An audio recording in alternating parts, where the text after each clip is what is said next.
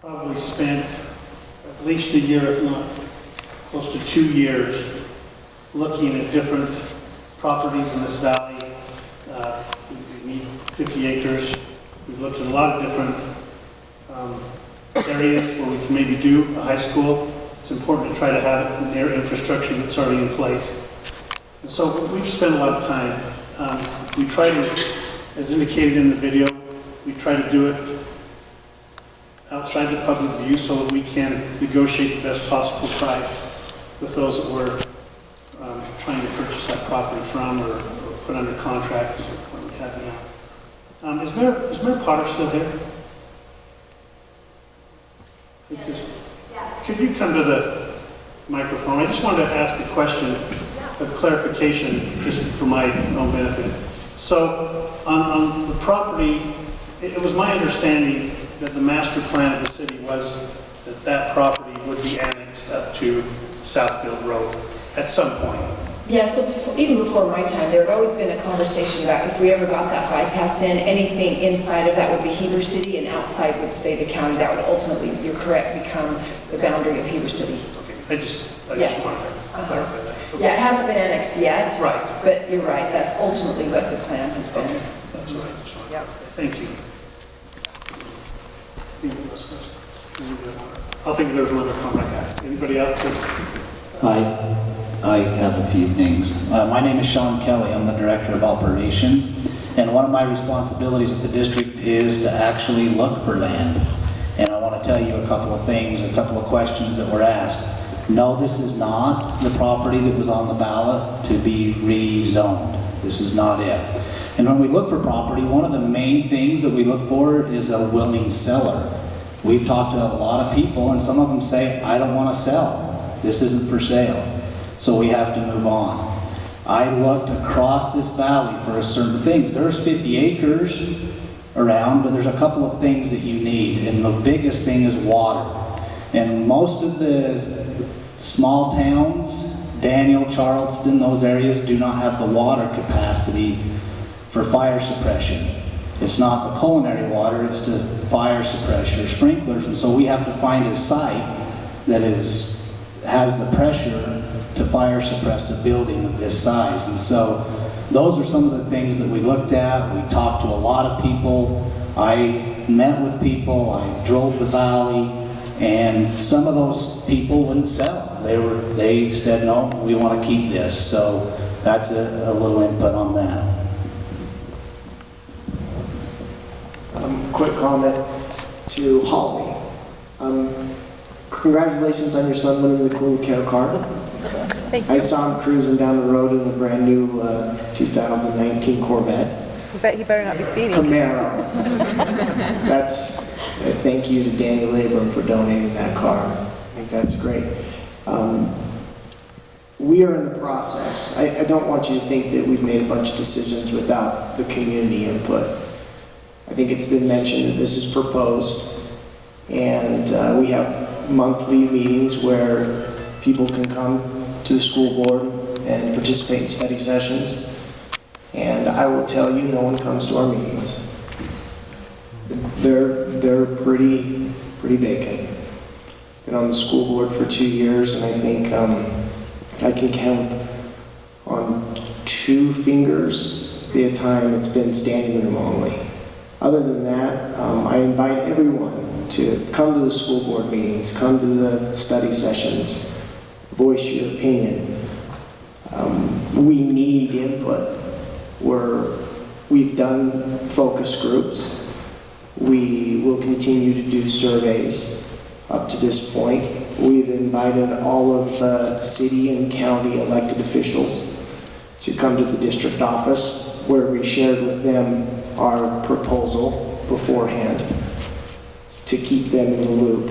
Also, to the city mayors, the superintendent meets with the city and the county managers on a monthly meeting and gets together with them. And I know they were in his office yesterday. Also, an ask. When developers come to you to be annexed into the city, as your city councils, discuss those annexations, you have the ability to ask them to donate property. And like esteemed board member Kelly mentioned, they love city water, they love city infrastructure. And to the extent of where they would do pretty much anything that you ask, and you do have a lot of leeway to ask these developers what we need. And I'm telling you right now is we need elementary school sites. We need to prepare for the growth that continues to come in here. The developments are already here. The houses are already going to be built. But for the future, that's something that we would ask you to put in front of the developers if there were opportunities to donate sites for elementary schools. It needs to be said too, and pointed out in the videos, that it would be nice if these developers could donate with impact fee on top of it, but we can't. That's state legislature that doesn't allow us to do that, and so we have to look for other ways, and unfortunately it's property taxes. So we're trying everything. As far as finding a site, it mentioned in the video that there are 107 active developments right now. I personally work in real estate in the Valley. My family's had a real estate brokerage here for 40 years. Right now, real estate's pretty hot in the Heber Valley. Finding 50 acres is a hard thing. When you find 50 acres, you don't want to go tell everybody that you found it or get everybody's opinion on whether or not we should do this or not. I think that's why there's a state statute that we can do our due diligence behind closed doors. Right now, I represent developers. 50 acres in the Wasatch County, especially in between Midway and Heber, that's a gold mine. If it were to be approved and the density on it, there would be a line. So for us to find something that has the potential for us to build on it, we need to do the due diligence and do what we can do, and then present it to you while it's under contract and say we are considering. I know it may feel like that we're not including the community. I think that we are including the community. This is the process of including the community, but there's some things due to the nature of our real estate market that are just a real challenge. To go along with that, so I would love to do what Cache Valley did just a couple years ago. They actually passed 2 high schools, and they had them built. They had them bid at the same time, and one was built. They opened one year, they opened the second one the second year after that. I love that. I wish we could do that. The challenge is, because of the high price of real estate in this valley, is not only being able to do that economically for the community, but also to be able to have staff that can come up and afford to live here and be able to afford a home. A teacher to afford a home and to staff 2 high schools would be a real challenge. I would love to do it, but I don't know if feasibly that could happen. Also, I just want to make a comment on the waste being pumped in and out. You know, I don't have an answer for that, and I don't know that as a district we can answer that, because we're really focused on educating students. I shared this personal story. I moved to this valley about 40 years ago. I would have gone to Brighton High School. At the time, it was probably going to be with the biggest or one of the biggest high schools at the time. Found and moved to Heber, a little small 2A school. It was a life-changing experience for me because of the opportunities that it gave me to come up here and not only play sports, but be in a school play. Never thought I'd be in a school play in my life, but it was. Oklahoma. It was great. I wasn't a very good dancer, but I tried my best. But it gave me opportunity. And so for me, as a board member, I'm telling you, this is for me what this is all about, is giving our students opportunity in all aspects of extracurricular experience, which we know if kids are involved in extracurricular activities, they do better in school. And so for me, that's the decision, is do I want to give my students in this valley opportunities, or do I just want a bigger and bigger and bigger high school? And I do want to say, I agree there ought to be women up here. It'd be a lot better to look at than this whole ball game.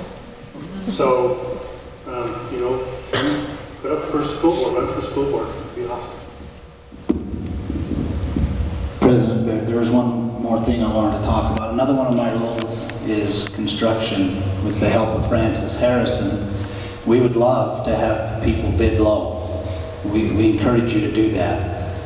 But we can't ask you to do that. We have to follow procurement laws and open bidding law in the state of Utah. We would love to have our local contractors help us. And on this building, we did have local contractors who won the bid.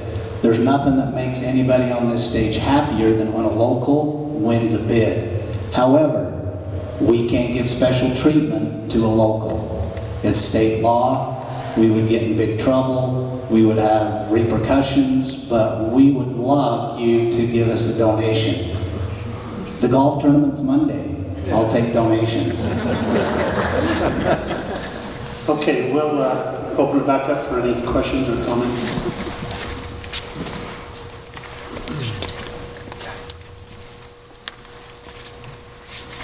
Piper Riddle, 672 Schoolhouse Way, Heber City, Utah. I work at Heberville Elementary. Speaking to you as both an educator and a parent, I just want to applaud you for being forward-thinking about creating a second high school for our valley. My youngest is a junior at Wasatch High, and I have two others that have graduated from Wasatch High. And I've seen the growth as a mama, and I know that kids thrive when they have multiple adults who know them by name within a school building. And that creating a second high school just allows more opportunity, not only for extracurricular like you've identified, but also for those critical adult-student relationships that are just vitally important for student success academically, emotionally, socially. So thank you for that. I just want to note as well, if you hadn't done your due diligence before coming here tonight to have a public meeting, you would have looked kind of stupid, right? But I'm kind of interested that you did your due diligence, you did the work, you're coming and presenting a proposal, and I'm not sure as a public that we're on the same page with. Now you're asking for input and wanting to partner, and I appreciate that. I just want to urge my neighbors in the community to see that for what it is as well, that this is work that has been done so that we can problem solve based on information that is before us versus the what ifs and the I wonders. So thank you for your hard work, and I know you're in a tough position, and I'm grateful for your public service.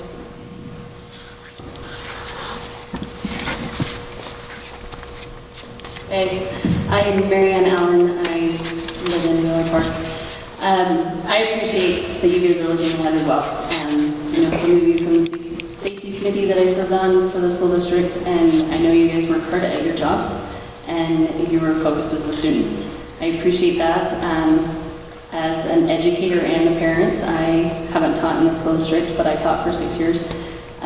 Looking to the future is important, and I am in full support of that, of a new high school. I really am. So when I read these questions, realize I am in full support of a new high school. I think it is needed. I think it is important that we keep class sizes as small as possible.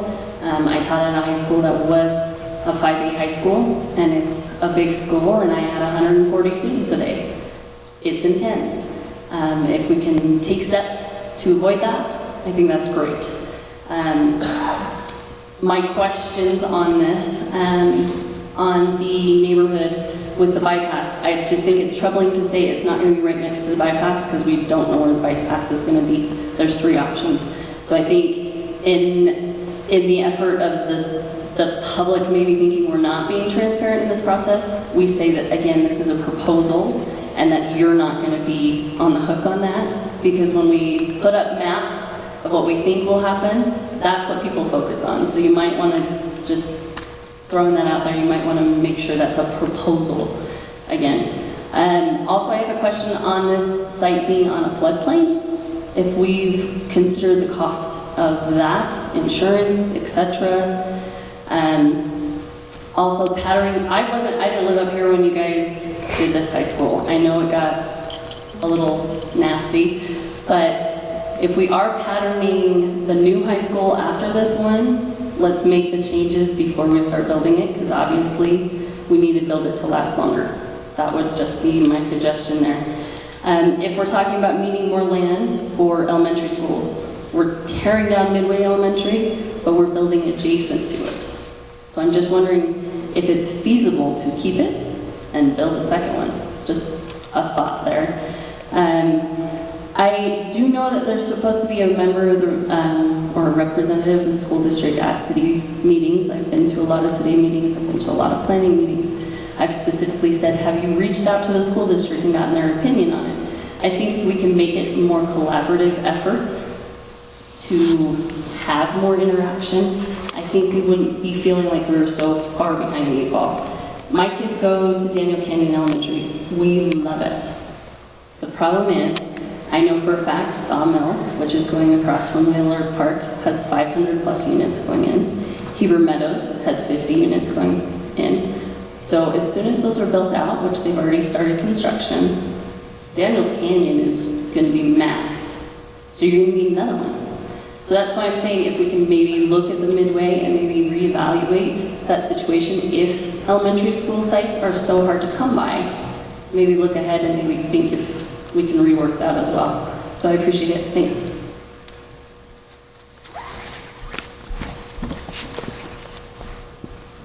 I'm Dave McNaughton. I live in Heber Meadows, 2785 South, 1040 East. I do think you're a fine-looking group of young men, so give you props there.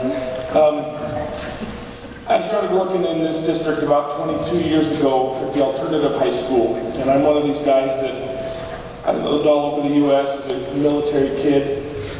I did not know kids didn't have fun in high school. I had a blast. I played sports, I did government, I did everything. I didn't realize kids didn't like high school.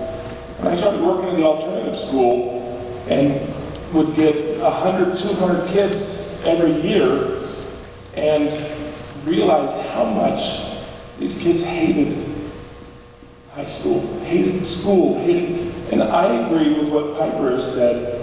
We've got to make ways to make connections with these kids. We've got to give them more and more opportunity. I mean, I went to a 5-day high school back when there was only 5 classifications, and I've done all that. We've got to create ways to get opportunities, and I'm with you. Build a 3rd high school. Every time we get up here, when we do a tax thing or anything else, I tell you to do more. I agree. I think it's important that we provide opportunities. 3,000 kids, there's still only 15 on the varsity basketball team. 3,000 kids, there's still only one leaving the play. We've got to do what you're doing right now. And all of these other questions we're going to figure out. 10 years, 15 years from now, whatever, we're going to end up building another high school, and we're going to say the same thing because this is what we have to have. If we want our kids to be successful, we have to give them reason. And we have alternative schools and we need them, but these kids need to feel like they're part of that community. And when you're one of 3,000, it's just too hard. So thanks for your time.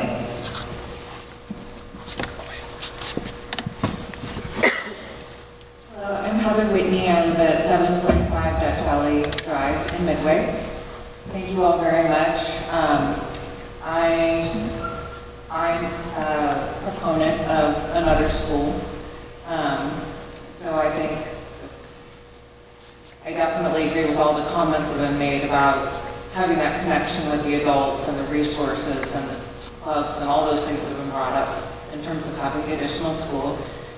I guess I have several questions though. Probably main concerns are location and is money being spent wisely. And so in terms of the different properties that are being looked at, is it possible possible to enter into contract on multiple locations so that you can do due diligence and present them to the public? So we have something to compare to.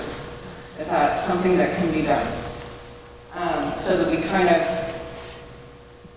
have an opportunity to make a decision as opposed to just one site really just being presented with nothing else as an alternative. It would be nice to have a timeline for the public input or some estimated timeline for when we can weigh in on different aspects of this project, whether it be the location or what's going into the facility and other details. About how long does it take to build a new school? When would you estimate starting construction? In terms of this particular location that's being considered,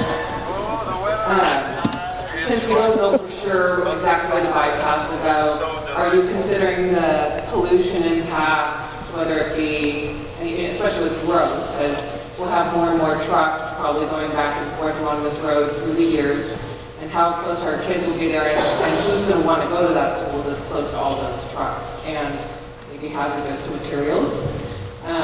Just getting some information about that. Let's see. How many acres do you need for an elementary school and a middle school? So if the cities are trying to think about pieces of land for elementary schools or middle schools, how much do you need for those? It's something less than 50 acres, I would estimate. Let's see.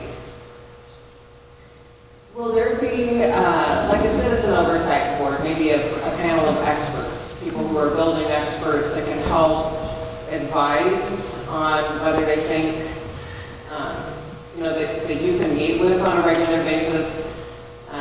I'm not sure how, you all may be very expert in building costs and that kind of oversight, but if not, like having some additional panel that can help advise so that you know that money is being spent wisely.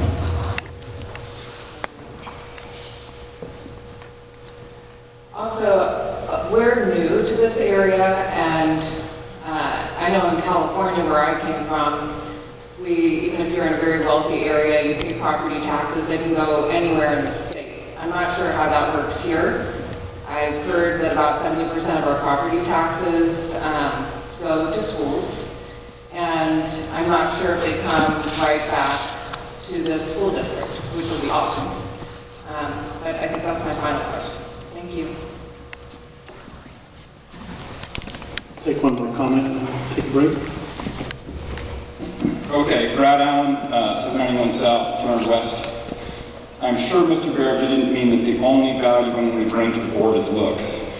Right, I do. So let me help you with that. I'm just making a comment on myself. You're good. But, and women that clapped when the mayor of Midway proposed if we should have one up there, then I better see a lot more names on the ballot if you feel that way. Parity is not the same. Parity doesn't mean same, right? That we can have parity and still learn lessons from the building experience we had last time. And so, even if my kid was still here and we found something better, I would be okay with that. I like parity, but it shouldn't be the prime trait that governs our decision making. I think value is a better driver than parity. And if you can do something better for the same amount of money or for what we can afford, then do something better.